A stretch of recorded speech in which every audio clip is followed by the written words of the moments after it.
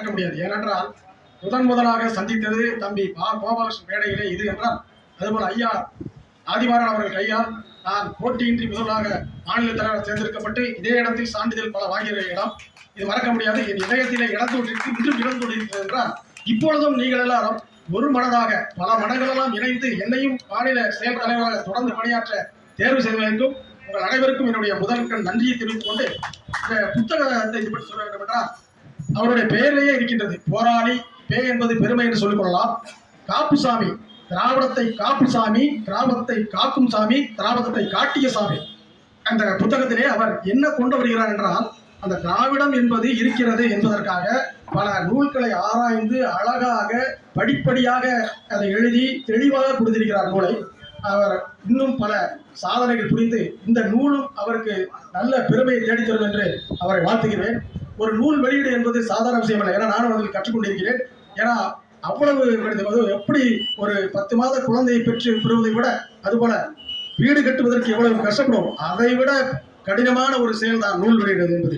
அந்த நூல் வெளியிடுவது என்பதை அவர் நடத்தியிருக்கிறார் என்றால், அவர் இதில் நல்ல வெற்றி பெற வேண்டும் என்று கூறி எனக்கு வாய்ப்பளித்த உங்கள் அனைவரையும் மீண்டும் வாழ்த்தி வணங்குகிறேன். நன்றி, வணக்கம். இந்த நூலுக்கு மறுபடியும் வாழ்த்துரையாற்ற வருகிறதற்கும் முனைவர் ஸ்ரீதர் ஐயா அவர்களை வாழ்த்துரை வழங்க கொடுக்கிறேன்.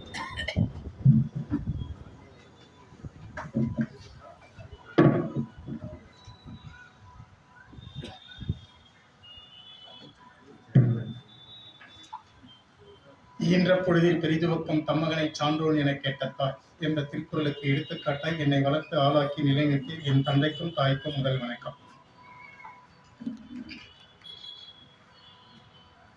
அன்னை தமிழுக்கு வணக்கம்.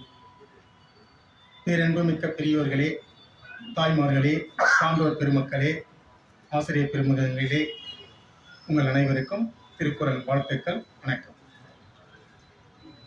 ஒரு நிகழ்ச்சியை ஆரம்பிக்கும் பொழுது ஐயா மறந்துட்டாரா என்னன்னு தெரியல, எப்பவுமே கடவுள் வாழ்த்து முதல்ல பாடணும், அதை தவற விட்டாரு. அடுத்த நிகழ்ச்சியில் இருந்து அதை செய்ய வேண்டும் முதலில் என்று என்னுடைய அன்பு கோரிக்கையாக வைக்கிறேன்.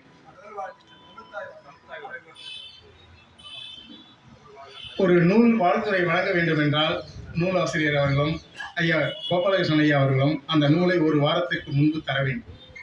அந்த நூலை நாம் படித்துவிட்டு மிக சிறப்பாக நாம் அங்கே நம்மளுடைய கருத்துக்களை பதிவு செய்ய வேண்டும்.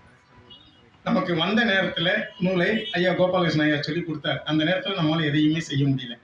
ஆனால் அந்த முன்னுரையில் பார்க்கும் பொழுது தொல்காப்பிய இலக்கணம், 10 பாட்டு, 8 தொகை, 17 கீழ்கணக்கு, திருக்குறள், இவைகளை எல்லாம் அவர் கையாண்டு இருக்கிறார். அதிலே ஒன்று மட்டும் நிச்சயம், நெற்றியில் பிறந்தேன், தோளில் பிறந்தேன், தொடையில் பிறந்தேன், காலில் பிறந்தேன் என்பது கற்பனை என்று சொல்ல 100% உண்மைகள். ஏனென்றால் என் பாட்டன் வள்ளுவன் சொல்லியிருக்கிறார், பிறப்புக்கும் எல்லா உயிர்க்கும் சிறப்போவா செய்தொழில் வேற்றுமையாம். பிறப்பால யாரும் உயர்ந்தவர்கள் கிடையாது. என்னை விட பொருளாதாரத்தில் உயர்ந்தவர்களாக இருக்கலாம், படிப்பில் உயர்ந்தவர்களாக இருக்கலாம், சொத்தில் உயர்ந்தவர்களாக இருக்கலாம். ஆனால் பிறப்பால் யாரும் உயர்ந்தவர்கள் கிடையாது. எல்லாருக்கும் ஒரே நிலை என்பதுதான் என் பாட்டன் வள்ளுவனுடைய வாக்கு. ஔவையார் சொல்லுவார், சாதி இரண்டுடைய வேறில்லை சாற்றங்கா நீதி வடுவா நெறிமுறையின் மேதினில் இட்டார் பெரியோர் இடாதார் இழிகுலத்தோர் பட்டாங்கில் உள்ளபடி.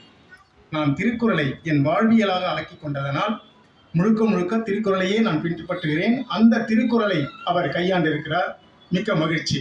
ஒரு நூலை வெளியிடுவது என்பது எவ்வளவு சிரமம் என்பது எனக்கு தெரியும். ஏனென்றால் நான் 1997 திருவள்ளுவர் சேவா சங்கம் ஆரம்பிக்கும் போது நான் யார்கிட்டையும் வாய்ப்பு தேடி போய் கேட்டதே கிடையாது. வாய்ப்பை உருவாக்கி வந்தேன். இந்த நிமிடம் வரைக்கும் எனக்கான பாதையை நான் வகுத்துக்கிட்டு இருக்கிறேன் தவிர யாருக்கிட்டையும் போய் நின்றது கிடையாது. ஏன்னா நான் என்கிட்ட ஃபைனான்ஸ் நல்ல நிலைமையில இருக்கிறேன், நல்ல பல கோடிக்கு சொத்துக்கு அதிபதி நானே. ஆனால் அந்த பணத்தை நல்ல காரியத்துக்கு பயன்படுறேன். ஏன்னா வள்ளுவர் சொல்லுவார், பண்பிலான் பெற்ற பெருஞ்செல்வம் நண்பால் கலாம் தீமையால் தெரிந்தற்று. பண்பு இல்லாதவங்க கிட்ட இருக்கிற செல்வம் நல்ல பால், அது கெட்ட களத்துல சேர்ந்துச்சுன்னா கெட்டு போயிடும், யாருக்கும் பயன்படாது.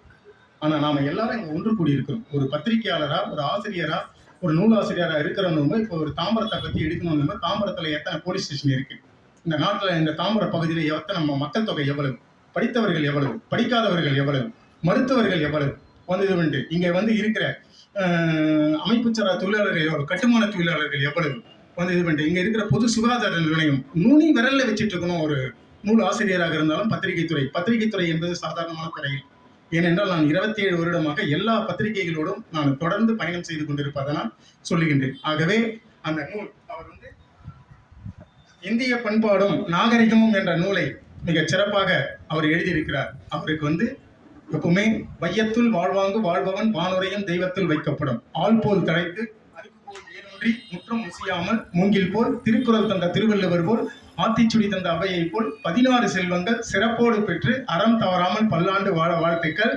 இரண்டாவது, நான் எங்கே எனக்கு விருது தருவதற்கு போனாலும் சரி, எல்லாரும் விருது பெறுவார்கள். ஆனால் நான் விருது பெறுபவர்களுக்கு நான் ஏதாவது ஒன்று செய்துட்டு வருவேன். ஏன்னா என்னுடைய பாதம் பட்டுச்சு. நான் கோயிலுக்கெல்லாம் பொதுவாக போறது கிடையாது. என்னுடைய நண்பர்களுக்காக கூப்பிடுவாங்க.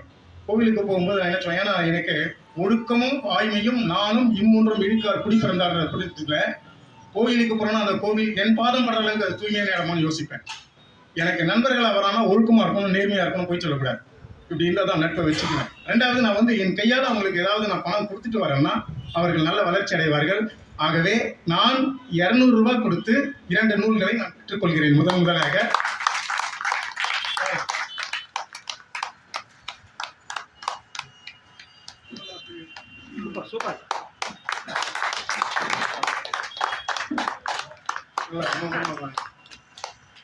ஆகவே இந்த நிகழ்ச்சிக்கு உண்மையிலேயே கோபாலகிருஷ்ணன் ஐயாவை ரொம்ப பாராட்டணுங்க.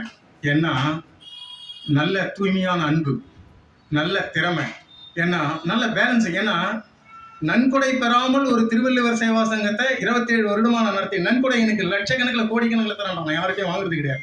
என்னுடைய தாயோட உத்தரவு யார்கிட்டையும் வாங்காத. நம்ம வந்து தனிப்பாதையில நம்ம போயிட்டு இருப்போம். வந்து அதாவது ஈக்கு தலையா இருப்பேன், சிங்கத்துக்கு வாழா இருக்க மாட்டேன் எப்பவுமே. என்னுடைய